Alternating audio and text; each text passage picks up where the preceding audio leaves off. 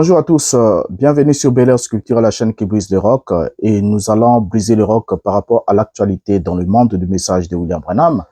Effectivement, nous allons parler de cette prophétie sur le Groenland. Est-ce qu'il y a eu une prophétie de William Branham qui annonçait la venue d'un homme qui occuperait un poste stratégique sur le Groenland et qu'à partir de là, il lancerait une guerre atomique qui sera la dernière, notamment la Troisième Guerre mondiale? Est-ce que William Branham a-t-il donné une prophétie claire relative à cette question qui, aujourd'hui, est en ébullition dans le monde du message de William Branham? Et vous savez très bien ensemble avec moi que ce monde du message de William Branham, comme nous l'avons dit la fois passée dans le numéro précédent, que ce monde scrute minutieusement les informations et l'actualité de tout ce qui se passe dans le monde, notamment autour des États-Unis d'Amérique, comme si les États-Unis d'Amérique étaient l'opinion centrale de la prophétie divine selon eux, et que chaque chose qui se passerait autour des États-Unis d'Amérique doit être examinée à la lumière du message de William Branham pour pouvoir clarifier et pouvoir identifier une éventuelle prophétie qui serait sur le point de s'accomplir ou qui serait accomplie.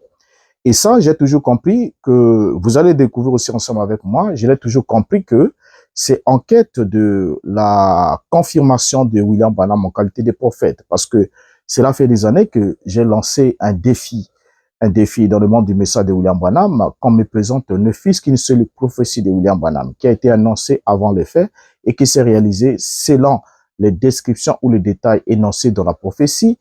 Jusqu'à la date d'aujourd'hui, personne n'a relevé le défi.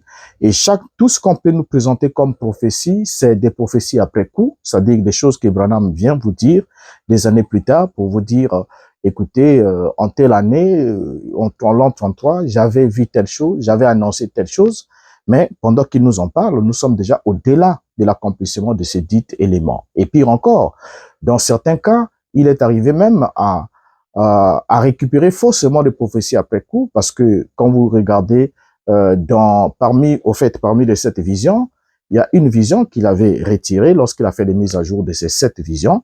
La vision disait que le président Roosevelt devait entraîner le monde entier dans la Seconde Guerre mondiale. Et il a répété plusieurs fois, ce n'était pas un lapsus, il a répété plusieurs fois, jusqu'à ce que quand on arrive après 1900, je crois en 1964 et 1965, il va alors faire la mise à jour pour dire, la prophétie disait que Adolf, un Allemand du nom d'Adolf Hitler, conduirait le monde entier dans la Seconde Guerre mondiale. Alors, donc, on comprend par là que, même en récupérant des prophéties après coup, William Branham était vraiment, pas vraiment assis. C'était vraiment un piètre copiste, un piètre plagiaire, au point où il ne pouvait pas recopier fidèlement ou rapporter fidèlement aussi ce qu'il récupérer déjà comme étant des prophéties après coup. C'est-à-dire que la prophétie est déjà accomplie et William Branham vient pour dire que Dieu m'avait montré cela, alors que dans tout ce qu'il a annoncé d'avance, avant les réalisations, rien jusqu'à la date d'aujourd'hui n'a été accompli pile, de façon pile. Il n'y en a pas, même pas une seule. Maintenant, aujourd'hui, on parle de la prophétie sur le Groenland. Et vous savez très bien ensemble avec moi que Donald Trump a émis un souhait de racheter cette contrée, le Groenland. Et il veut le racheter, il en a parlé, il a dit d'une façon ou d'une autre, il va acquérir, parce que c'est pour lui une question de sécurité nationale et de sécurité mondiale. Sécurité contre qui? Et vous le savez très bien, ils sont dans cette guerre de position entre les superpuissances. Alors, là n'est pas notre question, mais notre question, c'est que le monde du message de William Branham trompe facilement, aime facilement mentir. C'est-à-dire que le message de William Branham lui-même est d'abord un mensonge, et pour soutenir ce mensonge, les prédicateurs sont obligés de dire encore d'autres mensonges pour vouloir légitimer les mensonges de William Branham. Et dans cette affaire-ci de Groenland, Branham n'est pas totalement coupable. Il n'est pas coupable, mais ce sont les prédicateurs qui ont récupéré sa déclaration qui n'avait rien à voir d'une prophétie pour en faire une prophétie et tromper ainsi la vigilance de ceux qui sont imprudents, qui les croient de façon aveugle, pensant qu'ils sont dans un message prophétique, alors que le message de Branham a tout sauf une prophétie d'être une prophétie biblique, une prophétie divine comme telle. Et on va pas juste le déclarer, mais on va le démontrer. Et pour cela, j'aimerais d'abord vous avertir sur un point. Le point sur lequel, c'est que ne zappez pas d'abord la vidéo, mais prenez la peine de suivre jusqu'au bout pour voir si ce que je suis en train d'affirmer, c'est juste des allégations comme certains prédicateurs du message le disent, ou si les faits sont fondés et qui seront alors obligés de vous donner des réponses sur les questions que vous leur poserez. Les questions qui vont soulever l'étude que nous allons faire ensemble avec vous de façon globale, en rassemblant les éléments du message de William Branham, ainsi que les éléments de l'histoire et de la géopolitique. Nous sommes obligés. Et afin que nous puissions avoir un éclairage parfait qui permettra à ce que ceux qui ont été trompés puissent comprendre réellement qu'ils ont été trompés et puissent ainsi récupérer leur droit, le droit d'agir avec discernement, le droit de rejeter et de résister à tout ce qui est faux, le droit de ne pas se laisser tromper aussi longtemps que possible. Alors maintenant, ici, nous allons commencer avec cet extrait vidéo. Et je l'ai utilisé la fois passée au précédent numéro, mais nous allons encore le répondre aujourd'hui. Et vous allez découvrir combien, au fait, celui-ci n'est que la pointe d'un iceberg. Hein, c'est celui qu'on a pu au moins attraper sur la toile en train de mentir en public. Nous avons été obligés de le récupérer pour utiliser ce dernier comme étant notre cobaye d'expérience ou bien notre makiwara, comme on le dit dans le jargon des arts martiaux, afin que ce dernier prenne le coup pour les autres. Voilà. Parce que les autres sont en train de mentir du haut de leur chair. Ils vont, en tout cas les dimanches, dire là, c'était de gros mensonges qui ont été racontés. Les brebis n'ont pas eu le temps de lire ces citations. On leur lit les citations à moitié. D'autres ne lisent même pas des citations. Et c'est de n'importe quoi. Et on sème une fausse espérance dans le cœur des gens. Comme quoi nous avons un prophète authentique. Bientôt c'est le départ. Parce que Donald Trump veut déjà se positionner au Groenland. Et c'est de là que va partir la guerre atomique. Et Branham l'a dit. Alors que c'est un véritable mensonge. Mais suivons d'abord l'extrait de ce monsieur. Hein, ce prédicateur de message de Branham. On le prend pourquoi? Parce qu'il est le seul qui s'est exprimé en public, jusqu'ici. Les autres, ils ont déjà compris, hein, ils ont compris que, comme on le dit, les dehors est risqué. Donc, lorsqu'ils font des prédications comme ça, d'interprétations prophétiques, certains prennent même déjà les mesures de dire à leur brebis, ne filmez pas pour mettre sur TikTok ou quoi que ce soit, parce que je ne vais pas les retomber, ça c'est uniquement pour vous ici. Et nous sommes informés de tout ça là. Alors donc, nous allons prendre celui-ci qui s'est exprimé en public, au nom de tous, sur le point même de vendre ce mensonge-là dans un livre pour les adeptes crédules du message de Branham. Suivons-le, ensuite nous revenons pour démontrer que ce dernier a menti sur Branham et que ce que Branham a dit n'a rien à voir d'une prophétie qui serait prétendument en train de s'accomplir présentement. Suivant et nous revenons. Le monde croit que Donald Trump veut le Groenland pour le pouvoir, mais la prophétie de 1961 révèle autre chose. Une mission secrète qui ne s'arrête qu'à la fin des temps. La prophétie dit ceci. Un homme sera posté au Groenland, pas pour observer, mais pour provoquer une guerre mondiale. Et la prophétie est précise. Ce ne sera pas la Russie qui commencera, ce seront les États-Unis. Cette déclaration de Trump ne vient pas aujourd'hui. Elle date de 1961. Elle a été prononcée par William Marion Branham. Il parlait d'un poste au Groenland, un pont stratégique, un pot de déclenchement, les lieux d'où la guerre sera provoquée. Et maintenant, regarde l'actualité. Aujourd'hui, Donald Trump déclare ouvertement vouloir cette portion des territoires. Ce que le monde appelle politique, la prophétie l'appelle positionnement final. Ce n'est pas une coïncidence, ce n'est pas une stratégie économique, c'est l'activation d'une parole prophétique. La prophétie de Branham est en train de se réaliser sous nos yeux. Bien, on vient de le suivre ensemble avec vous, avec beaucoup d'attention. Comment ce monsieur, au fait, si vous écoutez ce type d'extraits ou de vidéos, et que vous n'êtes pas prudent, pour l'amour que vous avez de William Branham, ou l'image qu'on vous a miroitée de ce dernier, vous allez facilement mordre sur la maison. Parce que vous allez vous dire, mais tiens, il ne peut quand même pas se tenir hein, sur les réseaux sociaux, enregistrer une vidéo et dire que le prophète a prophétisé. Cette prophétie date de 1961, prophétisée par le serviteur de Dieu William Branham. Et puis, il nous a mis même l'extrait de la prophétie et dire que c'est faux, c'est pas croyable. Il peut jamais prendre ce risque-là. Donc, c'est quelqu'un qui a pris le temps d'étudier le message de Branham. Et ce qu'il dit, c'est un serviteur de Dieu. Il a dit la vérité. Voilà. Donc, il a dit la vérité. Alors, maintenant, ici, vous allez remarquer ensemble avec moi que le monsieur a tout dit sauf la vérité. Déjà, il ment. Il ment sérieusement, honteusement, de façon gravissime contre la déclaration de Branham. Lorsqu'il déclare ici, il a mis ça très vite, c'est passé très vite, on remet, voilà, je mets quand même cette capture. Lorsqu'il déclare sur cette capture, il dit, un homme sera posté au Groenland, pas pour observer, mais pour provoquer une guerre mondiale. Voilà. Et il dit que c'est ce que dit la prophétie. Or, cette prophétie que le monsieur est en train d'exprimer ici ou d'énoncer ici dans cet extrait n'a rien à voir avec la déclaration de William Branham. En tout cas, pour une fois, je me poste en tant qu'avocat défenseur de ces derniers parce que vous aimez trop mentir du haut de vos chairs au nom de William Branham. Pour cette séquence, je suis son avocat. En tout cas, je vous dis, chers amis croyants de message, vous qui êtes dans le monde, Branham n'a jamais fait une déclaration telle que le monsieur l'a signifié. Un homme sera posté au Groenland, pas pour observer, mais pour provoquer une guerre mondiale. Cette déclaration n'existe pas dans les 1110 prédications de William Branham. Elle n'existe pas. Elle n'existe que dans une prédication fabriquée par ce monsieur en vue de vendre cette illusion afin de continuer à tromper. Alors, je ne vais pas juste dire qu'elle n'existe pas et juste me limiter à ça. Mais lorsque on apporte une contradiction, il faut apporter des preuves évidentes. Et je vais, ensemble avec vous, prendre toutes les déclarations où William Branham a parlé de cette affaire et la suite. Voilà.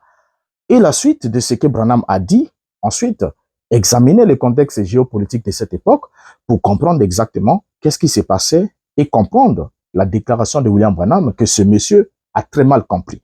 Déjà, vous allez comprendre ensemble avec moi que si ce monsieur arrive à mal comprendre une déclaration de Branham qui est claire, qui ne souffre absolument de rien, et il fait passer cette déclaration pour une prophétie qui nous rapporte ou il nous paraphrase comme il a fait, alors je me plains, je plains le sort, le danger, combien il est grand pour tous ceux qui fréquentent le tabernacle avec ce type de prédicateur. Et vous savez encore une chose, c'est quoi? C'est que quand le monsieur a menti en public, en faisant cette vidéo, il y a aussi ses amis prédicateurs. Je peux citer certains noms, ce que j'ai quand même vu. J'ai vu Nathan Ipenge qui est venu commenter là que c'est l'exacte vérité, ainsi dit le Seigneur. Le message, c'est la vérité, c'est vraiment la prophétie qui est en train de s'accomplir. Racontons n'importe quoi. Vous savez, seul le faux aime soutenir le faux, parce que entre eux, c'est ce qu'on appelle en lingala un moziki, donc un cop, un moziki ou encore, je sais pas comment on peut l'appeler, une association de malfaiteurs, donc des gens qui se sont associés pour, avec une détermination de faire du mal à ceux qui croient en eux, qui sont serviteurs de Dieu, mais alors qu'ils ne le sont pas. Ils vont prendre les propos de Branham. Cette fois-ci, pour une fois, Branham est innocent dans cette déclaration prophétique, dite prophétique. Pour une fois, en tout cas, je prends sa défense pour ça. Pour m'attaquer juste à l'interprétation de la déclaration de Branham faite par les prédicateurs. Et le prédicateur qui a posté la vidéo a fait cette déclaration et d'autres prédicateurs sont venus confirmer, sont venus commenter cette déclaration, que ce soit sur TikTok, sur YouTube, pour affirmer que c'était l'exacte vérité. Ils avaient un véritable prophète authentique. Bientôt, c'est le départ. Bientôt, on va partir. Bientôt, l'enlèvement. Bientôt, la guerre mondiale. Parce que l'homme qui va déclencher la bombe atomique, c'est Trump. Il vient de s'affirmer déjà. Il doit récupérer le Groenland. Poste stratégique. Pour faire quoi? Pour actionner l'arme nucléaire. Selon ce qu'aurait dit William Branham. Or, c'est totalement le contraire. Alors, remarquez. Déjà, pour commencer, pourquoi j'ai dit que ça n'a rien à voir avec une prophétie? La déclaration de Branham sur le Groenland n'a rien à voir avec une prophétie. Définissons ce que c'est une prophétie. Ensuite, nous examinons cette déclaration minutieusement pour voir s'il y a un rapport avec ce que le monsieur vient de débiter comme mensonge dans cet extrait que nous avons suivi. Alors, pour commencer, la prophétie est l'annonce d'un événement futur sous l'inspiration divine. C'est ça la prophétie. La prophétie, prophétiser, c'est prédire un événement futur sous l'inspiration divine. Prédire signifie simplement dire en avance ce qui n'est pas encore arrivé avant que cela ne se produise. Et cela se fait sous la puissance de l'inspiration divine qui est le témoignage même. Au fait, la prophétie est le témoignage de l'omniscience de Dieu. Comme quoi, ce dernier a une connaissance qui n'est pas limitée dans le temps. Donc, il n'a pas besoin que l'événement s'accomplisse pour qu'il les sache, qu'il prenne connaissance, ou qu'il soit dans le passé pour qu'il prenne connaissance comme nous. Parce que vous et moi, nous prenons connaissance des événements quand ces événements se produisent devant nous, ou bien ces événements sont dans l'histoire et nous sont rapportés. Mais pour ce qui est de connaître le futur, c'est une faculté que Dieu se réserve seul. C'est une omniscience de Dieu. Et Dieu se révèle alors à l'homme, il parle à un homme et lui révèle ce qui doit arriver dans la suite des temps. Ainsi dit, le prophète est celui qui parle aux hommes de la part de Dieu. Ça veut dire que ce qu'il va dire n'est pas la parole d'un homme qui lui rapporte ni ses propres pensées, mais c'est la parole de Dieu qui lui a été exprimée, soit il a entendu Dieu lui parler, soit il a vu dans une vision ce que Dieu s'apprête à faire et il vient annoncer alors au peuple dans un objectif, soit produire la repentance, et généralement c'est ça le cas, lorsque Dieu annonce un jugement, annonce une prophétie, un jugement à venir, c'est soit pour produire la repentance, soit pour mettre en garde ceux qui ne se sont pas souillés, qui doivent être mis à l'écart pour éviter le châtiment. C'est-à-dire que si le jugement est inévitable, alors Lot doit sortir des Sodomes. Parce que quand la condamnation de Sodome est arrivée, ne pouvant pas trouver plus de 5 justes dans la ville de Sodome, Dieu était dans l'obligation de sortir Lot, l'unique juste qui était là, et de détruire la ville. Vous voyez? Donc, l'avertissement ou la prophétie vient toujours dans ce sens-là. Comme à Ninive, Dieu annonce la destruction de Ninive par le prophète Jonas. Mais quand la nation tout entière, la ville s'est repentie, alors Dieu aussi s'est repenti du mal qu'il voulait faire à Ninive. Il a dit, lorsque le peuple, je décide de détruire une nation, et si cette nation se répand de ses péchés et revient à moi, moi aussi, je me répands du mal que je voulais faire à cette nation ou à cette personne, et j'arrête ça. Vous voyez? Donc ça sont des prophéties, c'est comme ça que Dieu fonctionne dans le cadre prophétique. Maintenant ici, le prophète, lui, il parle aux hommes de la part de Dieu. On peut prendre quelques exemples rapidement avec Joseph, dans Genèse chapitre 41, le verset 25, ensuite le verset 28 jusqu'au verset 31. Qu'est-ce que nous lisons au sujet de Joseph en Égypte? La Bible nous dit, Joseph dit à Pharaon, ce qu'a songé Pharaon est une seule chose. Dieu a fait connaître à Pharaon ce qu'il va faire. Remarquez bien, Dieu a fait connaître à Pharaon ce qu'il va faire. Donc, c'était le songe que Dieu avait montré à Pharaon, lui parlant de cette vache maigre et de cette vache grasse, et ensuite de cet épi rempli, bien rempli, ensuite des autres épis qui n'avaient absolument rien. Donc, pour lui montrer simplement que les 7 années d'abondance qu'il va pourvoir en Égypte seront suivies de 7 années de disette qui vont complètement avaler les 7 années d'abondance. D'où Joseph, avec son intelligence, avait pu conseiller à Pharaon de construire un grenier. Ainsi, la Bible continue en nous disant au verset 28, « Ainsi, comme je viens de le dire à Pharaon, Dieu a fait connaître à Pharaon ce qu'il va faire. » Verset 29, « Voici, il y aura 7 années de grande abondance dans tout le pays. 7 années de famine viendront après elle, et l'on oubliera toute cette abondance au pays d'Égypte. Et la famine consumera le pays. Cette famine qui suivra sera si forte qu'on ne s'en apercevra plus de l'abondance dans le pays. » Donc, vous voyez ici, là, Joseph est en train d'interpréter. Donc, Dieu a montré à Pharaon ce qu'il va faire. Donc, Dieu ne l'a pas encore fait, mais il annonce déjà à l'avance, il montre à Pharaon ce qu'il va faire dans la suite des temps. Et c'est la même chose que nous lisons dans Daniel chapitre 2, le verset 28, pour caractériser une prophétie. Là aussi, Daniel interprète le songe de Nebuchadnezzar. La Bible dit, « Mais il y a dans les cieux un Dieu qui révèle les secrets et qui a fait connaître au roi Nebuchadnezzar ce qui arrivera dans la suite des temps. Voici ton songe et les visions que tu as eues sur ta couche. » Ensuite, voilà, donc Daniel va donner alors l'interprétation de ces songes. Et ce qui va alors caractériser une prophétie sur la succession des royaumes, jusqu'à ce que le dernier royaume vienne renverser la statue de Nebuchadnezzar et s'établir son tendance sur toute la terre. Alors, c'est comme ça que fonctionne une prophétie. Donc, Dieu annonce à l'avance ce qu'il va faire. Et quand le prophète parle, le prophète annonce bien. Regardez dans le cas de Joseph, il dit à Pharaon c'est Dieu qui t'a fait connaître, donc c'est Dieu qui t'a montré ce songe, il t'a fait connaître ce qu'il va faire dans la suite des temps. Donc, ce qu'il va faire, vous voyez? Et la même chose avec Daniel, qui dit au roi que c'est Dieu qui t'a fait connaître par ce songe ce qu'il va faire dans la suite des temps. Donc, la prophétie, c'est ça, c'est une annonce d'événements futurs. Donc, Dieu annonce ce qu'il va faire dans le futur. Alors maintenant, regardons une chose. William Branham était fils de son temps. Branham était en quelque sorte un prophète de circonstances. Prophète de circonstances, pourquoi? Parce que ces derniers s'inspiraient des informations médiatiques pour les insérer dans ses prêches. Ainsi, ces informations médiatiques faisaient en quelque sorte partie de ses prédications de manière à ce que cela puisse remplir son carnet prophétique. Donc, quand William Branham entendait ce qui s'est passé au niveau du média, il suivait les informations comme tout le monde. La rumeur de son temps, c'est ce que Branham récupérait et Branham le prêchait et s'accentuait dessus comme si quelque chose était sur le point d'arriver. Donc, Branham s'entretenait uniquement les rumeurs. Voilà, les rumeurs. Et faisait passer ces rumeurs pour des révélations ou pour des prophéties. Maintenant, regardons une chose avant qu'on puisse rentrer sur cette question, voir la citation de William Branham et les autres citations de William Branham que le monsieur qui a menti au début de notre exposé ici n'a pas dit l'exacte vérité. Suivons d'abord ce extrait documentaire au sujet de la Groenland, ainsi que les positions stratégiques et tout ce qui a opposé les USA avec l'URSS avant que nous puissions évoluer. Suivant cet extrait. Des informations sont là. Il y a déjà des informations qui nous permettent déjà de comprendre quelque chose. De comprendre quelque chose, c'est que, quel que soit ce que dira William Branham, en tant que fils de 100 ans, il ne pouvait que rapporter ce qui était en train de défaire la chronique dans son temps.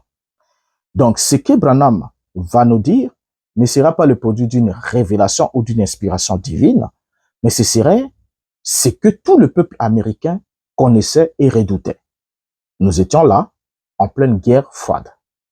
Et en pleine guerre froide entre les deux superpuissances, les USA d'un côté et les blocs soviétiques de l'autre côté, c'était la guerre des puissances. Et ainsi, il y avait des rumeurs, il y avait de l'électricité dans l'air. Donc ça pouvait chauffer, ça pouvait détonner à n'importe quel moment. Maintenant ici, lisons ensemble quelques éléments. Mais avant qu'on puisse toucher la déclaration de William Branham, j'aimerais d'abord porter à la connaissance, à votre connaissance, que nous sommes là dans l'année 1961. C'est l'année que le monsieur nous a dit au début que Branham avait prophétisé depuis 1961. Et quand on prend les prophéties de William Branham ou les prédications de William Branham dans l'année 1961 et même l'ensemble de toutes les prédications de Branham de 1947 à 1965, on a toutes les déclarations que Branham fait au sujet de la Groenland.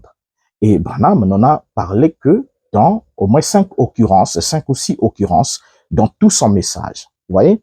Alors, maintenant, prenons d'abord un élément important. L'élément important, c'est lequel? C'est que l'année 1961, lorsque il se déroule dans le monde, nous sommes là en plein guerre froide. Et j'aimerais pas vous rafraîchir la mémoire, puisque nous avons parlé de ça sur la vidéo qui a précédé celle-ci. Nous avons parlé de la guerre froide qui opposait les deux superpuissances après la Seconde Guerre mondiale. Mais seulement ce que nous soulignons ici, nous sommes en 1961 et les États-Unis viennent, en date du 1er février 1961, de procéder au premier essai du missile balistique intercontinental, dite Minuteman 1. Alors, lorsqu'ils vont déclencher, ils vont tirer, ils vont essayer faire le premier essai de ce missile balistique intercontinental Minuteman 1, la fusée va décoller de Cap Canaveral à 11h00 et va parcourir 6400 km en moins de 15 minutes pour atteindre la cible qui était dans l'océan Atlantique. Et rien que cette démonstration de force, nous sommes là le 1er février 1961. Cette démonstration de force a fait trembler le monde. Les États-Unis venaient de s'affirmer une fois de plus que ils venaient d'atteindre, en dehors de la bombe atomique d'Hiroshima et Nagasaki, il venait là de mettre en place un missile balistique, voilà, balistique intercontinental. Donc, ça veut dire qu'il peut partir d'un continent à un autre. Ce qui était déjà perçu comme une grande menace. Ça veut dire que ces missiles-là pouvaient être tirés depuis les États-Unis et pouvaient atterrir en URSS, pouvaient être tirés depuis les États-Unis et pouvaient atterrir en Chine. Voyez? Et regardez le temps record que cela prend. 6400 kilomètres en 15 minutes. Donc, juste 15 minutes, 6000, pas 6 kilomètres, 600 kilomètres, mais 6400 kilomètres. Alors, lorsqu'ils ont fait cet essai balistique de ce missile, cela a alors fait trembler le monde. Et les autres, puisqu'ils étaient des superpuissances dans la course en armement, et que chacun devait alors montrer ses muscles. Dès qu'on a une découverte, en bombe sentence et tout ça là, on se dit, c'est moi. Voilà. Alors, lorsque les États-Unis vont faire cela, nous sommes là en début 61. Voyez? Qu'est-ce que Branham va alors faire comme déclaration lorsque on arrive en mars 61? Parce que ce missile est tiré, le premier essai est effectué le 1er février 61. Le monde entier a été secoué, le monde entier a été informé, l'Amérique a chanté sa gloire, le monde s'est senti dans l'insécurité, chacun s'est dit, ah, l'autre a déjà trouvé un truc très compliqué, donc il faut que nous aussi, on cherche quelque chose, on fasse quelque chose, on ne peut pas rester comme ça. Voilà, donc il y avait déjà, vous savez ce que c'est la guerre froide, voyez? Alors, donc maintenant, là, Branham va faire une déclaration, et c'est cette déclaration qui nous préoccupe, qui a été prise pour une prophétie, et en ce qui nous concerne dans cette étude.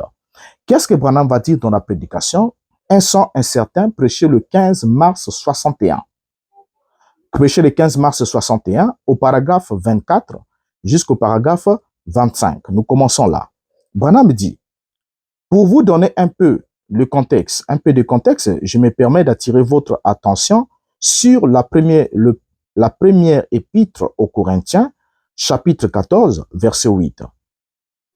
Car si la trompette sonne un son incertain, qui se préparera au combat?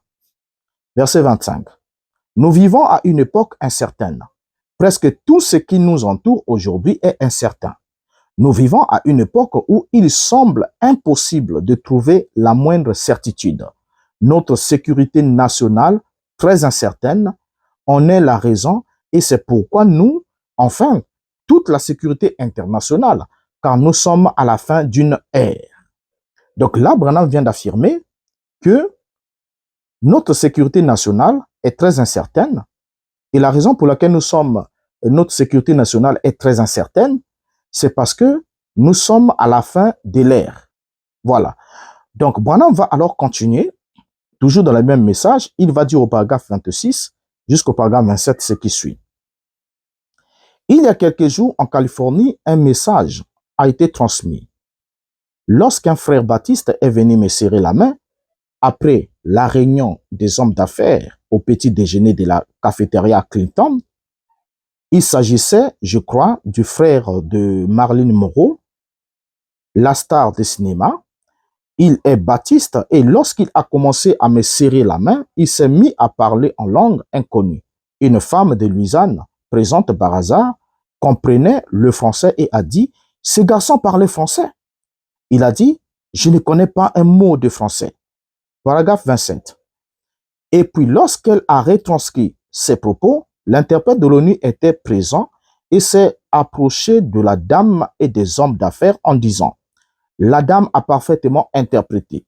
Il a précisé qu'il travaillait comme interprète à l'ONU et qu'il me transmettait un message. » Maintenant, allons au paragraphe 28, c'est le paragraphe en question. Branham dit « Et puis je crois que c'était le sénateur d'un État qui parlait justement à frère Shakarian et là-haut au Groenland, où cette nation est prête à détruire la Terre avec des armes atomiques. Une seule frappe et n'importe quelle nation disparaîtra de la surface de la Terre. Voyez-vous, la seule chose qu'on entend, c'est ils ont une bombe qui peut faire certaines choses, mais ils ont quelque chose de plus important que ça. Vous savez, on ne dévoile pas tous ces secrets quand il s'agit d'affaires nationales. Bien, notre déclaration de William Branham est là. C'est la déclaration à la base des rumeurs que vous entendez aujourd'hui sur la prétendue prophétie que Branham aurait fait sur les Groenland. Qu'est-ce que nous regardons lorsque nous écoutons cette déclaration, quand nous lisons cette déclaration? Déjà, on doit comprendre ensemble avec vous qu'on est nullement en face d'une prophétie. On est nullement en face d'une prophétie. Pourquoi est-ce que je dis qu'on est nullement en face d'une prophétie? Vous allez le comprendre, la déclaration reste là devant nous. Nous allons dépecer cela point par point et vous allez vous en rendre compte jusqu'à la suite. Déjà, pour commencer, William Branham dit, et je crois que c'était le sénateur d'un État qui parlait justement à frère Shakarian, et là-haut au Groenland, où cette nation est prête à détruire la Terre avec des armes atomiques, une seule frappe et n'importe quelle nation disparaîtra de la surface de la Terre. Maintenant, la question à se poser, où se trouve la prophétie dans cette déclaration? Déjà, pour commencer, William Branham affirme que c'est un sénateur qui parlait justement à frère Shakarian. Voilà. Donc, c'est le sénateur d'un État qui parlait au frère Shakarian. Le sénateur est en tant que détenteur des informations. D'ailleurs, cette information, vous allez découvrir quand on va descendre plus bas, que cette information n'était pas une information classée, une information confidentielle. Non, ça n'avait aucun sceau du secret d'État. Cette information-là que Branham, que le sénateur est en train de livrer à Shakarian. Maintenant, dans l'information, c'est le sénateur, regardez bien, c'est le sénateur qui parle justement à frère Shakarian. Et là-haut au Groenland, où cette nation est prête à détruire la Terre avec des armes atomiques, une seule frappe et n'importe quelle nation disparaîtra de la surface de la Terre. Alors, donc déjà là, c'est le sénateur qui parle à Shakarian. Donc, Branham ne fait que répéter ce que le sénateur a dit au frère Shakarian, qui était un homme d'affaires. Donc, on n'était pas là en face d'une prophétie. On était en face du report d'une conversation entre le sénateur, qui était un homme politique, et le frère de William Branham, notamment le chef, je crois bien, il était le chef ou encore le président des hommes d'affaires chrétiens de plein évangile. Alors, donc déjà ici, on remarque bien que c'est le sénateur qui s'adresse à Shakarian et qui lui donne l'information sur la position qu'avaient les États-Unis sur le Groenland. Là, nous sommes bien précisément en mars. N'oubliez pas que nous sommes en mars 61, après que les États-Unis aient fait le tir de leurs missiles balistiques. Alors, maintenant ici, qu'est-ce qu'on constate encore dans cette citation?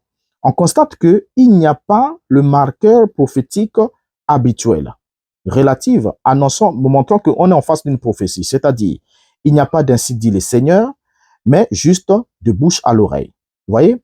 Et en plus de ça, Branham descend plus bas, il dit la seule chose qu'on entend, voilà. Donc quand Branham dit que la seule chose qu'on entend, voilà, il dit, voyez-vous, la seule chose qu'on entend, c'est ils ont une bombe qui peut faire certaines choses. Donc ce qui sous-entend que ce que Branham rapporte ici, c'est une rumeur. C'est la seule chose qu'on entend. On n'est pas en face d'une prophétie, on est en face d'une rumeur, puisque ce qu'on entend, c'est ce qui circulait déjà à cette époque-là. On était en pleine guerre froide.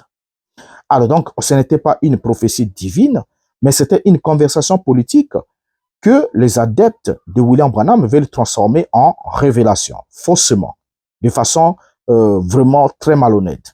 Donc cette déclaration dépourvue de tout marqueur prophétique ne peut être qualifiée d'être une prophétie. Tout ce qui authentifie une parole divine est complètement absent de cette déclaration de Branham. Pas la moindre trace de « Ainsi dit le Seigneur », pas de « La parole de l'Éternel me fait adresser en ces mots », pas de « Ainsi dit le Seigneur », pas de « Dieu m'a dit » ou « Dieu m'a montré en vision ce qui arrivera dans la suite des temps », pas de au fait, on voit bien ici que Branham non plus ne parle pas d'une vision que Dieu lui aurait montrée ou d'un songe qu'il aurait vu venant de Dieu, que j'ai fait un songe que la terre entière sera atomisée à partir du Groenland. Un homme se tiendra au Groenland et va actionner la bombe atomique et la terre entière va brûler. Donc Branham n'affirme même pas cela. Donc il s'agit ni d'une vision, ni d'un songe, ni d'un ainsi dit le Seigneur, mais il s'agit d'une conversation entre un sénateur et le frère Shakarian. Vous voyez? Et Branham rapporte juste cette conversation-là. Et il ne dit pas non plus, voici ce qui arrivera dans la suite des temps, mais il décrit une capacité militaire existant à cette époque-là de la guerre froide, puisque, comme nous l'avons suivi dans l'extrait vidéo, les États-Unis d'Amérique avaient des bases militaires, c'est la base de Tulé, comme l'autre base aussi, là-bas, au Groenland. Voilà, où ils avaient pu disposer plus de 600 missiles, ou 6000 missiles, au fait, plus d'une centaine de missiles. Donc, ils ont disposé de missiles qui étaient orientés vers l'URSS. Parce que c'était vraiment la guerre froide, il fallait être prêt à ne pas attendre que ces derniers nous effacent. Dès qu'ils tirent le premier missile, nous aussi on tire le nôtre et puis off, c'est la poudrière. Donc, ils avaient installé cela là-bas. Mais vous le savez très bien avec moi que c'est là, comme nous l'avons suivi dans le documentaire, qui nous a bien expliqué qu'est-ce qui s'est passé. Cette base a été démantelée, les missiles ont été déplacés de là. Et Branham ajoute, lorsque Branham commence déjà, il dit, je crois que je crois que c'est le sénateur. Voilà. Branham dit, je crois que c'était le sénateur d'un État qui parlait justement au frère Shakarian. Et quand Branham dit, je crois que l'expression je crois que nous éloigne du champ de la certitude et démontre que Branham est en train de faire l'aveu d'incertitude. Voilà. Donc, il ne sait pas avec précision qui s'adressait à qui, mais il dit quand même, je crois que c'est le sénateur qui s'adressait au frère Shakarian. Donc, ici, on voit bien que William Branham, ici, parle, au fait, il ne parle pas de la part de Dieu. Quand il s'exprime ici dans cette déclaration, il ne dit pas, Dieu m'a dit, voilà. Et lorsque quelqu'un parle de la part de Dieu, un prophète parle de la part de Dieu, il ne dit pas je crois. Parce que je crois, c'est ma propre conviction ou c'est ma lecture des faits. Mais, Branham, en tant que prophète, aurait pu dire j'ai vu ou Dieu m'a dit. Et c'est à ce moment-là qu'on parle d'une certitude. Mais ça n'a pas été le cas dans cette déclaration qui est là devant nous. Est-ce que vous voyez une prophétie dans cette déclaration? Je crois que, honnêtement parlant, en faisant usage de votre intelligence, la bonne réponse est non. Il n'y a pas de prophétie dedans parce que la déclaration n'annonce pas un événement futur. En plus, Branham identifie même la nature de la source de l'information qui était en train d'être véhiculée là, en disant que c'est un sénateur qui parlait à frère Shakarian. Donc, ce n'est pas Dieu qui a parlé par Branham, mais c'est un sénateur qui a parlé à Shakarian. Donc, si cette déclaration du sénateur à Shakarian était une prophétie, ça veut dire que Dieu aurait parlé par ce sénateur et que Branham aurait récupéré ce qui a déjà été dit, où Dieu s'est révélé au travers d'un autre. En ce moment-là, Branham serait mal placé pour porter le titre de prophète dans cette déclaration. Mais cette déclaration déjà n'a rien à voir d'une prophétie, mais démontre simplement les capacités militaires qu'avaient les États-Unis à cette époque d'occuper une position stratégique à partir du Groenland. Et qu'est-ce qui devrait se passer? Là, Branham, n'oubliez pas que Branham parle en mars 1961. Donc, on comprend bien ici que Dieu n'est donc pas la source de cette information, mais c'est un homme. L'information selon laquelle, à partir du Groenland, voilà, donc à partir du Groenland, cette information, cette séquence d'informations qui dit là-haut au Groenland, où cette nation est prête, cette nation mise pour les États-Unis, est prête à détruire la Terre avec des armes atomiques. Une seule frappe et n'importe. Et regardez encore, le monsieur qui nous a menti au début de la vidéo a dit que c'est pas les États-Unis qui va tirer, mais il parle de, au fait, Branham quelquefois est dans la confusion. Hein? Donc c'est la Russie qui va bombarder le Vatican et bombarder les États-Unis. Ensuite, le monde entier va éclater. Et ici, le monsieur est dans toute la confusion pour dire qui va tirer la bombe atomique à partir du Groenland. Alors que le Groenland est un territoire danois, mais qui a des conventions avec les États-Unis. Et c'est les États-Unis qui avaient des bases militaires au Groenland dans les années 60. Voilà. Donc, ce n'était pas l'URSS qui était là. Alors, donc déjà là, vous comprenez ensemble avec moi que la parole du sénateur à Shakarian, c'est l'ainsi dit, au fait, c'est un sénateur hein, qui a parlé à un homme d'affaires. Donc, la source de cette déclaration est humaine. Et elle n'a rien d'une prophétie, mais elle décrit un fait. Donc, c'est un fait existentiel, un fait qui existait à cette époque-là, une disposition militaire qu'avaient les États-Unis à partir du Groenland. Or, qu'est-ce que la Bible nous donne comme définition de la prophétie? Dans 2 Pierre chapitre 1, le verset 21. Car ce n'est pas par une volonté d'homme qu'une prophétie a jamais été apportée, mais c'est poussé par le Saint-Esprit que les hommes ont parlé de la part de Dieu. Donc, lorsqu'on parle de la prophétie, c'est un homme qui parle aux autres hommes de la part de Dieu. Ce n'est pas un homme qui rapporte aux autres hommes ce qu'il a entendu un autre homme dire à un autre homme. Donc ici, dans cette déclaration, qui fait aujourd'hui l'objet, le titrage d'être une prophétie de Branham, c'est la déclaration de ce sénateur à Shakarian. Ainsi dit, cette information ne vient pas du ciel. Voilà, elle ne vient pas du ciel vers le prophète, ni ne part du prophète vers les hommes, mais part d'une conversation privée entre un homme d'État et un homme d'affaires et arrive jusqu'à Branham. Donc Branham reçoit cette information en seconde main. Ça veut dire qu'il n'était pas l'interlocuteur direct même de cet homme-là. Cet homme s'adressait à Shakarian. Shakarian, en tant que frère de Branham, sûrement a filé l'information aussi à Branham. Et Branham est en train de parler juste de ça. Il n'implique pas Dieu. Il ne dit pas que Dieu lui a dit. Il ne dit pas que c'est une prophétie. Un jour, il y aura un homme qui se tiendra au Groenland et qui va tirer la bombe atomique. C'est faux. Un véritable mensonge. Pion, sale. Voyez? Alors donc, Dieu n'apparaît nulle part dans la chaîne de transmission de cette information. Nous avons le sénateur qui s'adresse à l'homme d'affaires Shakarian, qui était le frère de William Branham. Voilà, son frère dans la foi, parce qu'il était le président des hommes d'affaires, de l'association des hommes d'affaires du plein évangile. Donc, il n'y a pas prophétie. Au fait, déjà dans cette déclaration, on doit rappeler qu'il y a prophétie que quand un homme dit ce qu'il a entendu ou vit de la part de Dieu.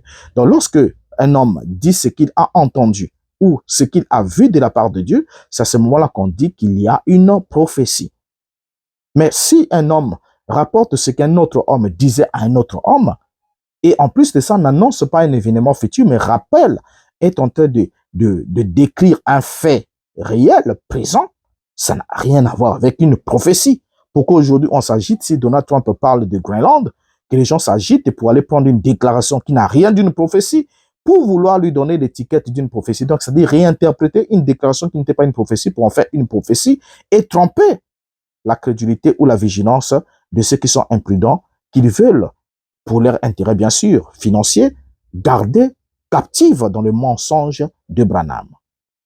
Donc Branham ajoute, il ne dévoile pas tous ses secrets d'État. Voilà, regardez bien la citation. Il ajoute, il ne dévoile pas tous les secrets. Donc pour dire que ce le sénateur a rapporté, c'était un secret d'État.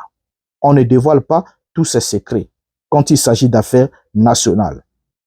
Et là aussi, Branham profite en quelque sorte pour montrer à son auditoire que il entre dans le secret des grands. Au fait, il veut mythifier une information qui était banale, qui n'avait rien d'être classée secret défense, pour dire que voilà, je fais partie de la cour des grands, je peux accéder aux informations top secret qu'on ne peut pas vous livrer comme ça.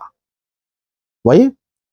Alors donc déjà là, on voit que cette information est dépourvue de toute autorité divine comme justificatif, mais Branham justifie cela par la logique militaire, comme quoi une information militaire est classée secret défense. Et en plus d'être d'une source divine, rappelons-le qu'une prophétie doit être prononcée au nom de Dieu. Donc lorsque quelqu'un prophétise, il parle au nom de Dieu. Voilà, il parle au nom de Dieu parce que la Bible dit qu'il parle de la part de Dieu. Il parle de la part de Dieu. Donc, il parle au nom de Dieu. Ça veut dire que c'est Dieu qui s'exprime par lui ou c'est lui qui nous rapporte les paroles de Dieu. Et cela doit être annoncé. Mais ça ne peut pas ressortir sur le oui-dire, mais sur ce que Dieu a dit. Rappelons ensemble avec vous le modus operandi d'un prophète, selon qu'a rapporté lui-même aussi William Branham. Est-ce qu'en qualité d'un prophète, est-ce que le croyant du message de William Branham connaissent-ils exactement ce que c'est une prophétie? Connaissent-ils exactement ce que William Branham a dit de la mission d'un prophète? Lorsque Branham lui-même donne le fonctionnement d'un prophète, Branham dit ce qui suit. Dans la prédication, Christ est révélé dans sa propre parole, prêchée le 22 août 65, le paragraphe 112. Branham dit, Maintenant, voilà pourquoi le prophète fixait continuellement son attention sur ce que Dieu avait dit. Non sur ce que les hommes pensaient, sur ce que l'époque pensait, sur ce que l'Église pensait, sur ce que le royaume pensait, mais sur ce que Dieu pensait. Il ne faisait que traduire les pensées de Dieu en paroles, parce qu'une parole est une pensée qui a été exprimée. Alors, vous saisissez à présent, la parole est une pensée exprimée. Le prophète attendait donc les pensées de Dieu, et quand Dieu lui révélait ses pensées, il exprimait cela en parole. Ainsi dit le Seigneur. Voyez-vous, non pas ainsi dis je, moi, le prophète, mais ainsi dit le Seigneur. Voyez-vous, très bien. Voilà la déclaration de Branham. Donc ici, Branham montre très bien que le prophète attendait, fixait continuellement. Continuellement signifie que c'est sans interruption. Donc Branham, s'il était prophète, selon sa propre définition de prophète, il devait fixer continuellement son attention sur ce que Dieu avait dit. Non sur ce que les hommes pensaient, sur ce que l'époque pensait, sur ce que l'Église pensait, sur ce que le royaume pensait, mais sur ce que Dieu pensait. Il ne faisait que traduire les pensées de Dieu en paroles. Alors, entre nous que cela soit dit, cette déclaration sur l'homme sur le Groenland, c'était la déclaration d'un sénateur qui s'affirme, qui s'exprime plutôt auprès de Shakarian. Donc, c'est un homme qui parle à un autre homme. Ça ne devait pas concerner Branham. Et lorsque Branham parle de ça, Branham rapporte des faits qui étaient connus à cette époque, qui étaient rapportés dans les journaux et dans les informations. Ce n'étaient pas des informations top secrets de cette époque-là. Ainsi dit, vendre le message de Branham comme étant une prophétie est quelque chose qui va contre la réalité et contre même la définition de ce qui devait être une prophétie. Alors, en un seul mot, on comprend là que faire passer cette déclaration de Branham pour une prophétie, c'est une fraude monumentale. C'est une fraude honteuse. C'est une démonstration de la malhonnêteté intellectuelle et spirituelle qui caractérise les prédicateurs du message de William Branham.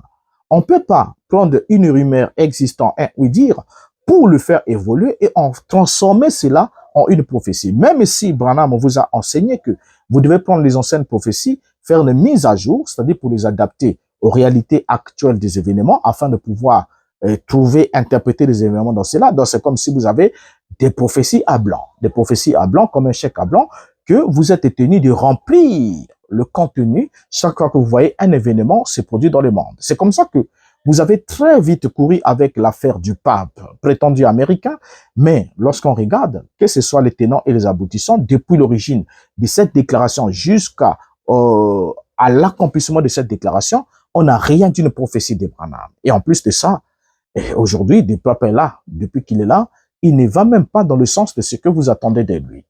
Alors que on attendait que ce soit le dernier pape qui devait emmener le monde dans la sodomie totale, parce que François, déjà, quand il est passé, il avait commencé à dire non, le mariage entre l'homme et l'homme, voilà, ça passe. Donc, le double signe, des fois. Donc, il avait toléré cela.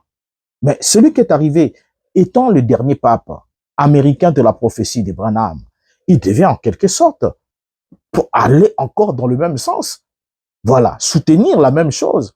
Mais il prend une résolution, parmi les premières décisions que ce pape prend, c'est étonnant, hein? Il prend encore la décision contraire.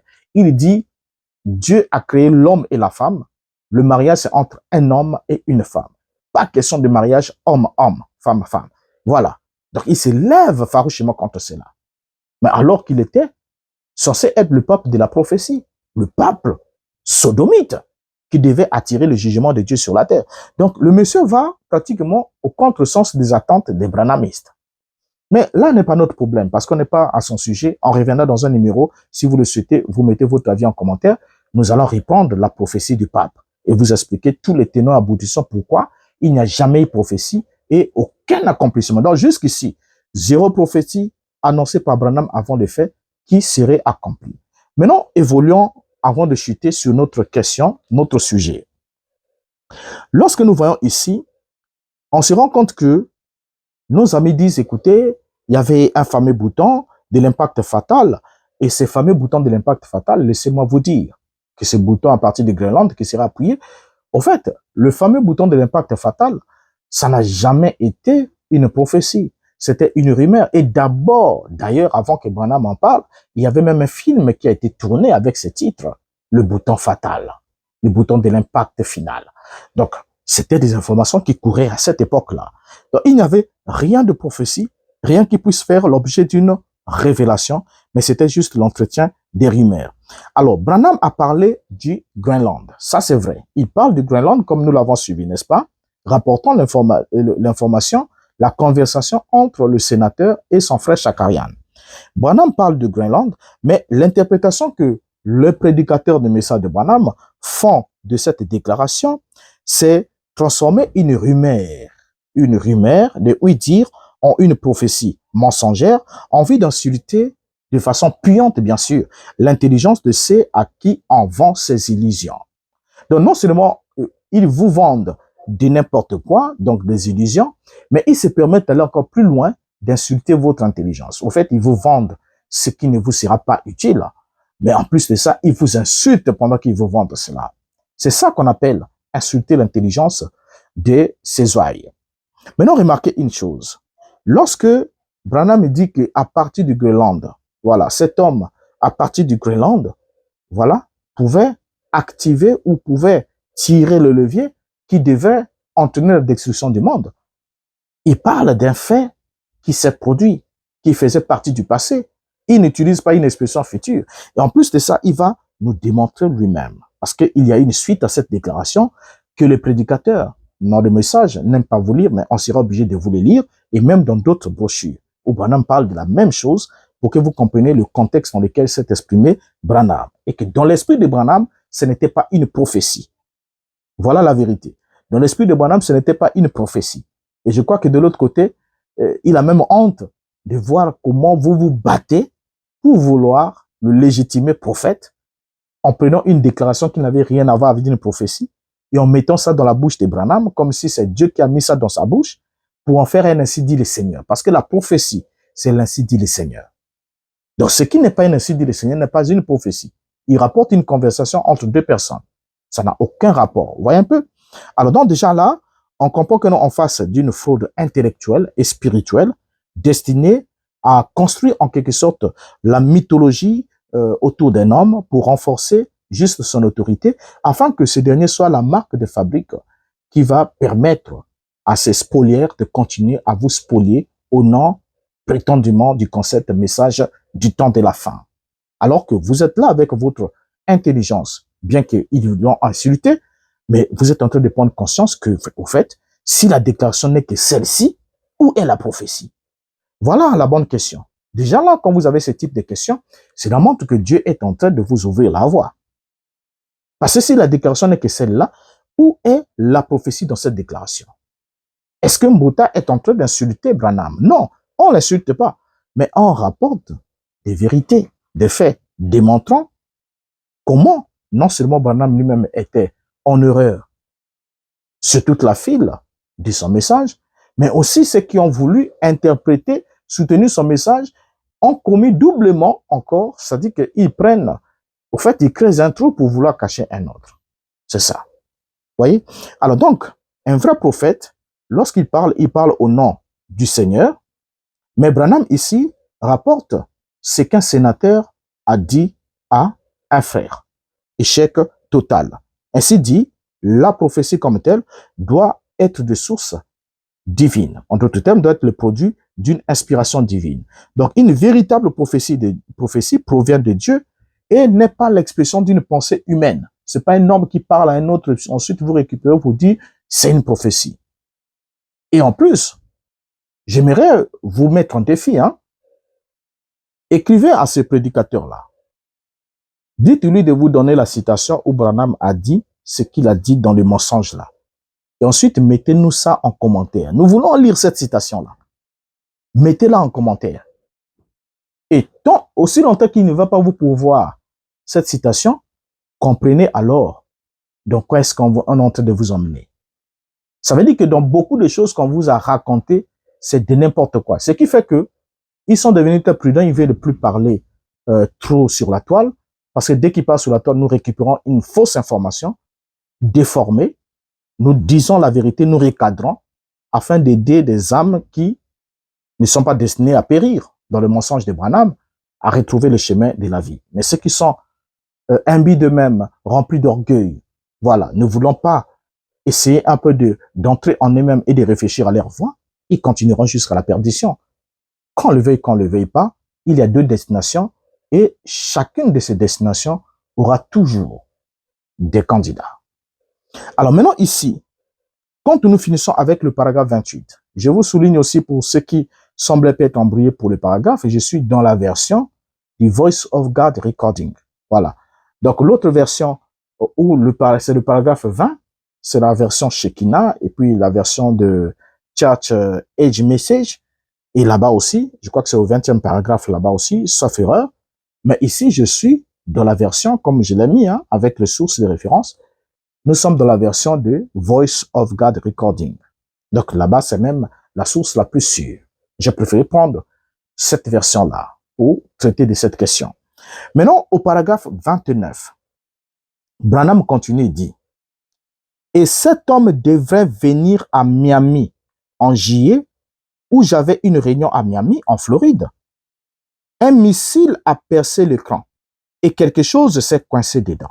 Cet homme avait reçu l'ordre d'actionner un levier et c'en était fini. Mais il a dit lui-même qu'il ne pouvait pas, ce qui aurait déclenché je ne sais combien de roquettes, de bombes et autres projectiles et la bataille aurait commencé. Mais quelque chose l'en a empêché. Je me demande si c'était Dieu, s'il y a quelqu'un ici qui n'est pas encore sauvé et que rien ne peut se produire tant que ce n'est pas fait. Cela montre à quel point nous sommes proches du but. Alors voilà la déclaration de Branham. Nous sommes là le 15 mars toujours. La même déclaration, le 15 mars 1961. Donc après nous avoir parlé au paragraphe 28 de la conversation de l'homme, voilà, je vous remets les deux citations. Regardez ce qu'il dit au paragraphe 29. Il dit, et cet homme devrait venir en juillet. Ici, Branham ne dit pas, cet homme viendra au Groenland et va tirer la bombe atomique. Comme le prédicateur là, le docteur prétendument de Branham là, l'a dit dans le mensonge qu'il a énuméré. La citation est là. La citation que lui, il a semblé vouloir jongler les gens. La citation est là. Elle dit clairement, et cet homme devrait venir à Miami en juillet. Là, nous sommes en mars. Il devrait venir à Miami en juillet, où j'avais une réunion à Miami, en Floride. Et il continue. Un missile a percé l'écran. Pas percera l'écran. A percé l'écran. Et quelque chose s'est coincé dedans. Cet homme avait reçu l'ordre d'actionner un levier et c'en était fait. Mais il a dit lui-même qu'il ne pouvait pas, ce qui aurait déclenché je ne sais combien de roquettes, de bombes et autres projectiles, et la bataille aurait commencé. Mais quelque chose l'en a empêché. Je me demande si c'était Dieu. S'il y a quelqu'un ici qui n'est pas encore sauvé et qui n'a rien, que rien ne peut se produire avant que cela soit fait, cela montre à quel point nous sommes proches du but. Donc regardez bien cette citation de Branham. La citation ne dit nullement qu'un homme sera posté dans un poste stratégique là-bas au Groenland et va tirer la bombe atomique, va actionner ou bien appuyer sur le bouton de la bombe atomique et le monde entier va partir en fumée. C'est totalement mensonger. Comment est-ce qu'on peut... Moi, je me pose la question de savoir, par quel courage est-ce que, au fait, oui, la Bible dit vrai que le diable est le père du mensonge. Parce qu'il faut être le fils du diable pour pouvoir mentir jusqu'à ce degré. Et là, le paragraphe 29 dit cela. Maintenant, nous sommes là le 15 août, le 15 mars 61. Qu'est-ce qui s'était passé selon cette déclaration? L'information qui n'est pas un secret, vous pouvez la fouiller, vous allez la retrouver. Si vous avez besoin de certaines références, je peux vous les fournir. Une attaque nucléaire a été évitée de justesse ou in extremis. C'est-à-dire qu'un accident qui pourrait conduire ou aurait pu conduire à au moins une explosion ou attaque nucléaire involontaire. Qu'est-ce qui s'était passé? On nous rapporte que ce type d'incident implique généralement la perception d'une menace imminente provenant d'un pays possédant l'arme nucléaire, ce qui pourrait conduire à des frappes, des représailles à l'encontre de l'agresseur supposé. Et ça s'est passé le 5 octobre 1960.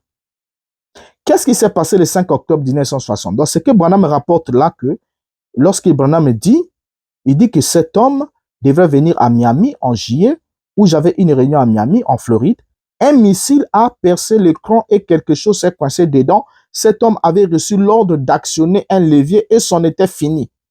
Voilà. Donc, cet homme avait reçu l'ordre d'actionner le levier. À quelles circonstances? C'était le 5 octobre 1960. Qu'est-ce qui s'était passé?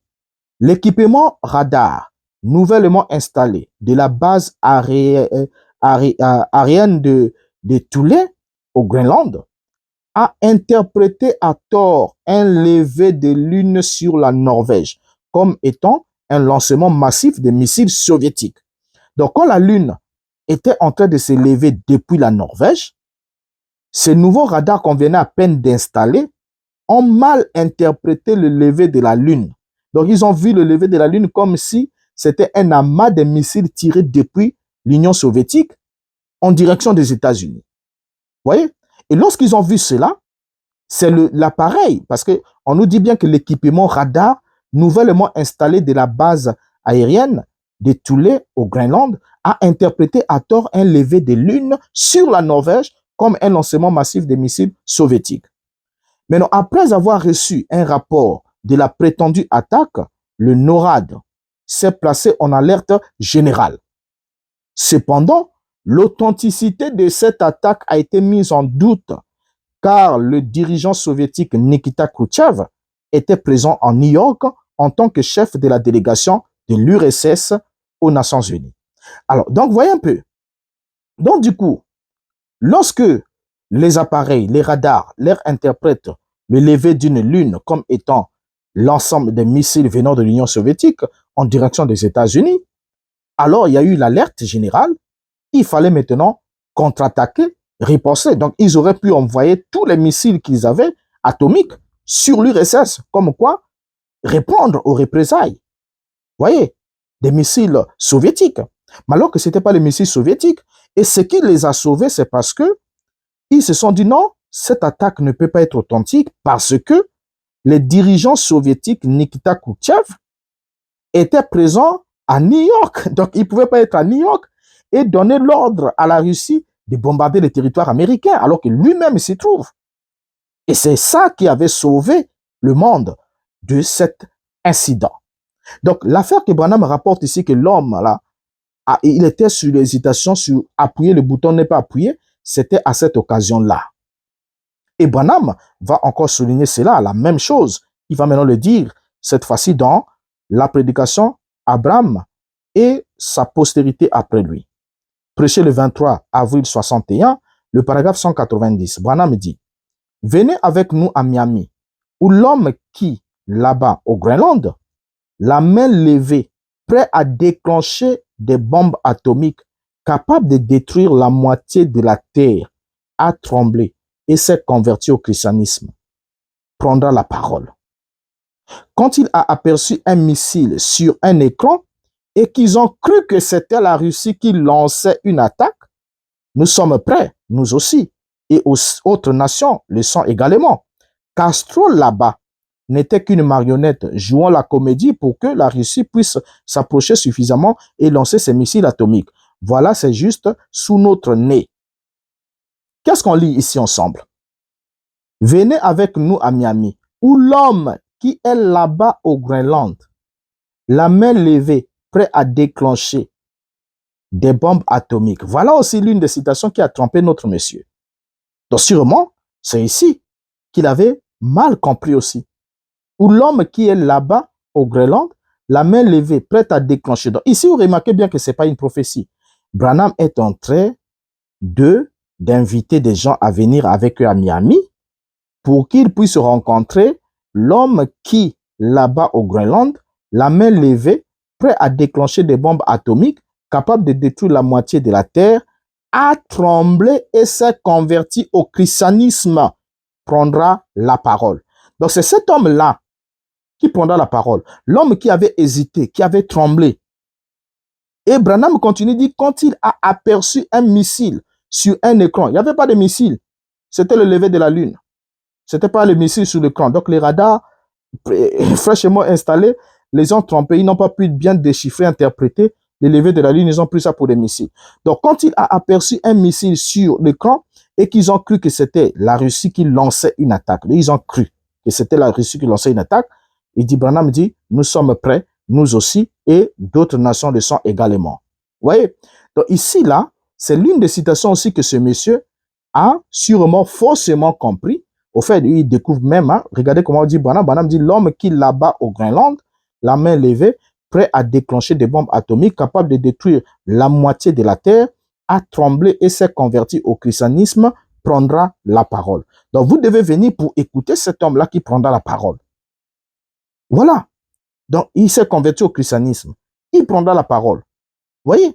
Donc, ça n'a rien à voir avec un homme se tiendra là-bas au Groenland et déclenchera une bombe atomique qui va détruire la Terre. C'est faux. Mensonge. Mensonge, mensonge. Vous voyez? Et Branham ne s'arrête pas là. Branham va encore ajouter. Dans le sang incertain prêché cette fois-ci le 29 avril 61. Remarquez, dans le premier, on était en mars, le 15 mars 61. Là, nous sommes le 29 avril 61. Prêché par Branham. Le paragraphe 46, il dit, on ne sait pas quand nos nations pourraient être anéanties. À Miami, en Floride, je crois, lors de la prochaine réunion des hommes d'affaires chrétiens, un homme venant du Groenland sera présent. Il y a peu, il était sur le point de déclencher une explosion mondiale. Il était tellement nerveux qu'il ne savait plus quoi faire. Ils ont trouvé une bombe ou un missile dans un arsenal et ils ont pensé la Russie est sur le point de tirer.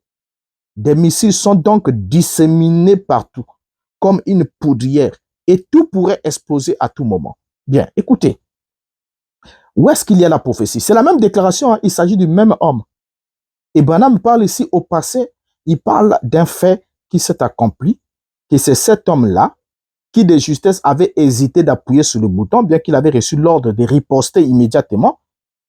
Le temps qu'il a hésité là, on a vérifié rapidement, on a dit non, c'est pas possible que l'URSS puisse bombarder les États-Unis parce que le président Nikita Khrouchtchev est là-bas à New York en ce moment pour représenter les autres nations de l'URSS. Comment est-ce qu'ils peuvent encore lancer? Non, c'est pas possible. C'est comme ça qu'ils ont été sauvés. Ils vont se rendre compte après que ça ne partait pas après. Quand on va bien analyser, c'était que la Lune qui se levait. Voilà. Vous voyez? Alors, dans la déclaration un peu plus haut, Branham a parlé de Fidel Castro. Hein, du paragraphe 190 du 23 avril 61, dans la sémence Abraham et sa postérité après lui.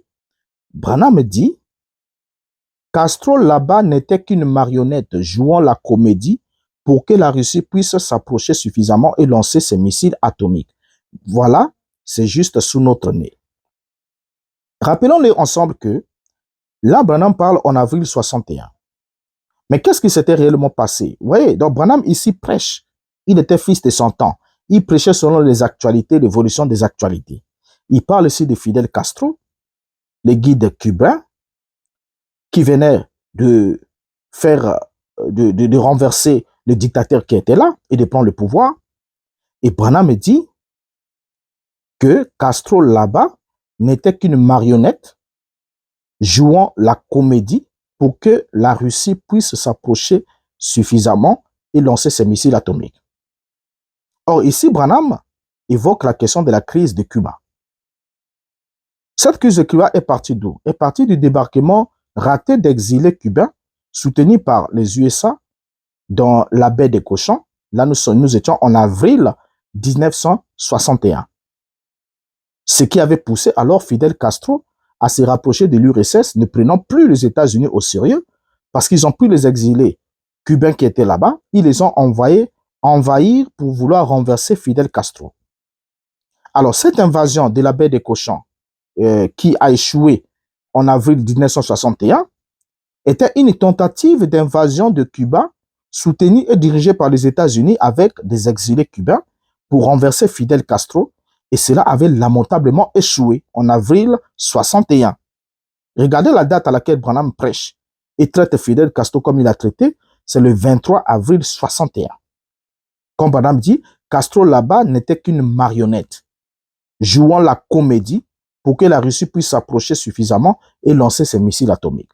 Or, lorsque Castro a trouvé qu'en avril 61, il a failli être trahi par l'administration américaine, cette débâcle, cet échec de cette invasion a renforcé le régime de Fidel Castro et l'a poussé à solliciter une protection militaire accrue de l'Union soviétique, menant indirectement à la crise des missiles de Cuba l'année suivante, donc l'année 1962.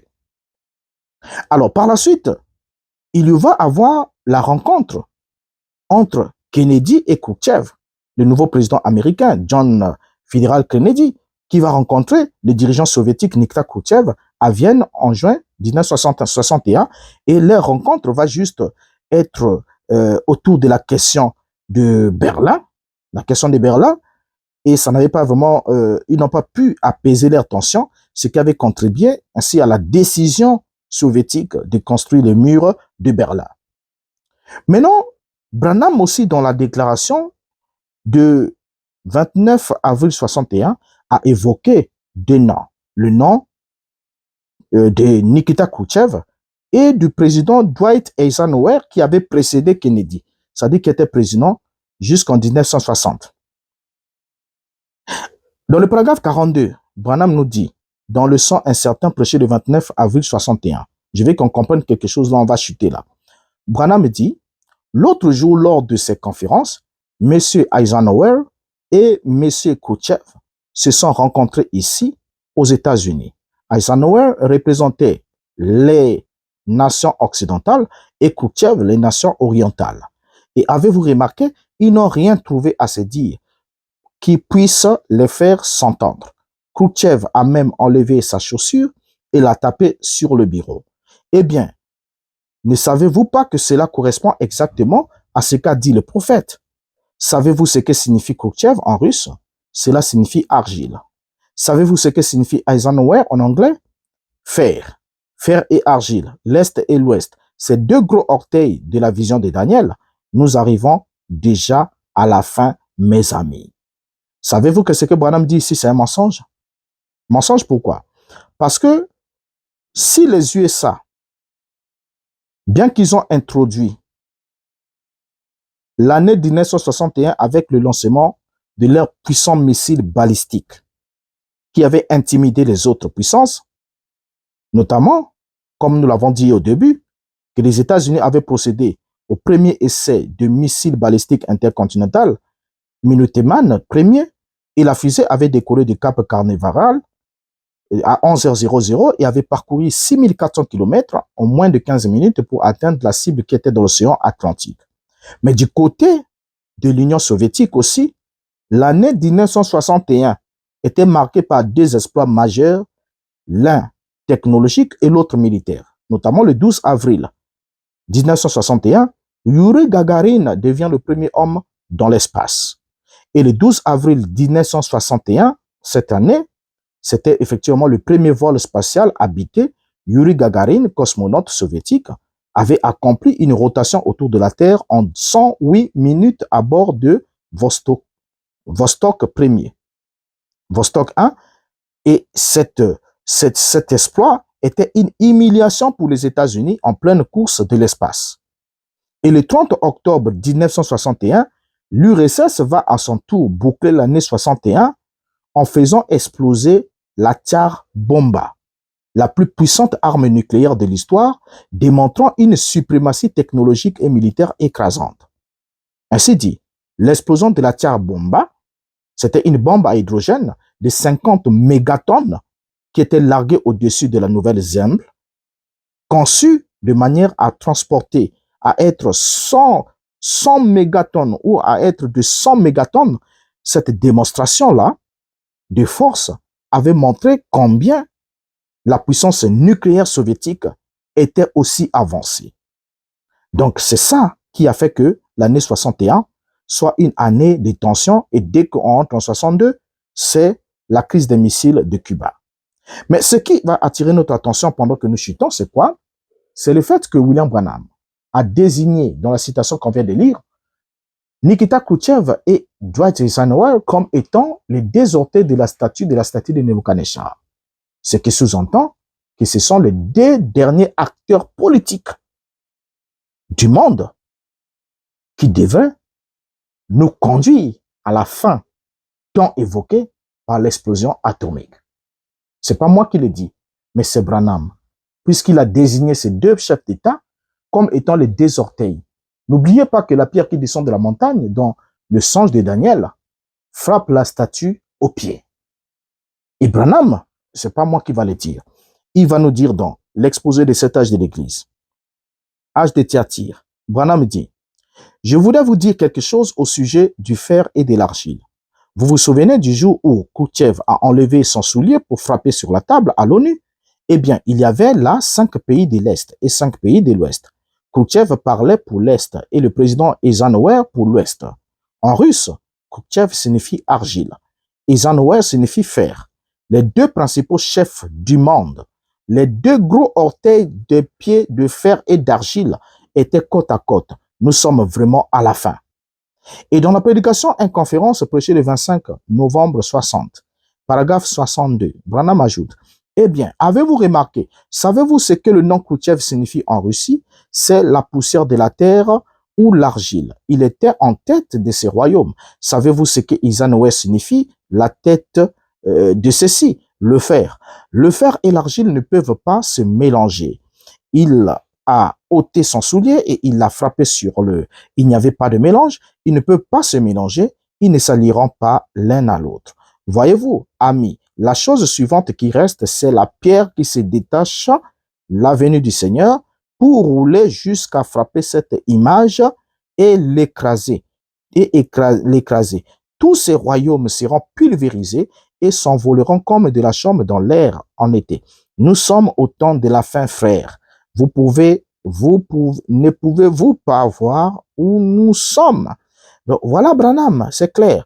Donc, pour Branham, il dit que Dwight Eisenhower sont les deux derniers dirigeants. Hein, Branham le précise bien. Il précise, il dit les deux dirigeants. Voilà. Et Branham précise, il dit que la chose suivante qui reste, c'est-à-dire après la manifestation de l'argile et du fer, selon l'interprétation de Branham, qui est aussi fausse, la seule chose, Branham dit la chose suivante qui reste, c'est la pierre qui se détache de là, qui se détache, la venue du Seigneur, pour rouler jusqu'à frapper cette image et l'écraser. L'écraser.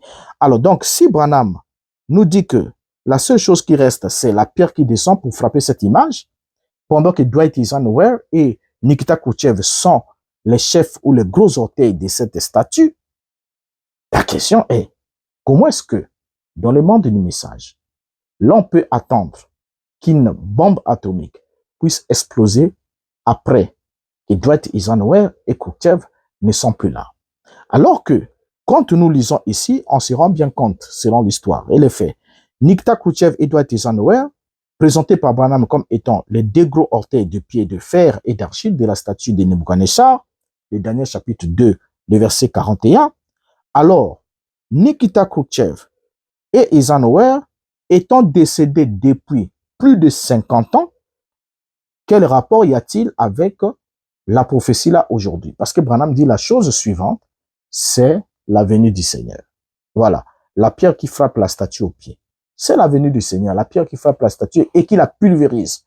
Cette pulvérisation, enseignée par Branham comme étant la pulvérisation atomique qui va arriver pendant que l'Église est en train de partir dans l'enlèvement. C'est cette explosion comme une fusée. La fusée explose, boum! Quand la fusée explose, elle monte et pendant ce temps, le feu brûle là où se trouvait la fusée. C'est ça ce que Branham a donné comme enseignement. Alors, Nikita Khrouchtchev, chef du gouvernement de l'Union soviétique de 1958 à 64, Dwight Eisenhower, 34e président des États-Unis, du 20 janvier 53 au 20 janvier 61, ne sont plus de ce monde. Alors que Daniel chapitre 2, le verset 44 dit, dans le temps de ces rois, le Dieu des cieux suscitera un royaume qui ne sera jamais détruit. Qui ne sera jamais détruit et qui ne passera point sous la domination d'un autre peuple. Il brisera et anéantira tous ces royaumes-là et lui-même subsistera éternellement. Alors, chers frères et sœurs, vous avez tous bien compris qu'il n'y a pas de prophétie dans les messages de Branham. Pour un esprit sérieux, il n'y a pas de prophétie que Branham ait annoncée au sujet de ce qui devrait arriver à partir du Groenland. Ça n'existe pas. Et dans le monde du message, on ne fait que chercher des miettes de choses comme ça, et on bricole, on reformule, on réinterprète, juste pour vouloir adapter et légitimer le fait que vous puissiez continuer à croire que Branham était un vrai prophète avec un message qui doit vous préparer à aller dans l'enlèvement, alors que ce que le pauvre a dit n'avait rien à voir avec une prophétie. C'était juste une actualité qui circulait à cette époque-là. Voilà ce qu'on avait à vous apporter comme information. Laissez votre avis en commentaire et surtout, ne continuez pas à vous laisser berner par des gens qui vous vendent ces illusions alors qu'ils sont conscients, qu'ils sont juste en train d'abuser de votre intelligence. Et vous aussi, vous êtes conscient. Vous prenez conscience à peine qu'il n'y a aucune prophétie parlant d'un homme qui, à partir du Groenland, tirerait une bombe atomique. Ça n'existe pas. Branham rapporte un fait qui aurait pu se produire, mais qui avait manqué de se produire. Alors, je vous dis au revoir et vous donne rendez-vous au prochain numéro. Merci d'avoir suivi jusqu'ici. Ça a été lent, mais ça valait la peine pour que ces choses soient décortiquées dans les détails. Merci. Au revoir.